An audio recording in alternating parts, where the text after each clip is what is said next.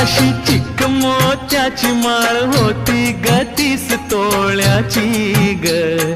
चिक मोत्याची माळ होती ग 30 तोळ्याची ग. जसा गणपतीचा गोंडा चौरंगी लाल बावटा ग. गणपतीचा गोंडा चौरंगी लाल बावटा ग.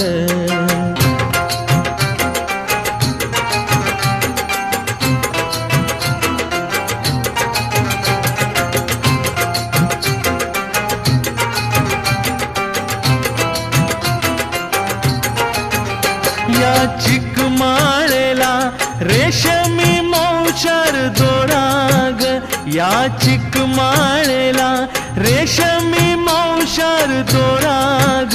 मऊ रेशमाच्या दोऱ्यात नवरंगी माळ ओविली.